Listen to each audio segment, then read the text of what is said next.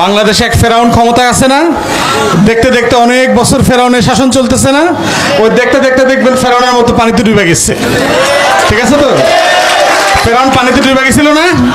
এই ডুবে গেছিল। আর অথবা শুনবেন ওই নমরুদরে আল্লাহ মশা দিয়ে মারছিল, মনে আছে? ওই দেখবেন একদিন মশার কামড় খাইয়ে মরে গেছে। আওয়ামী লীগ এরা বলে কেন যে এই দেশটা তাদের?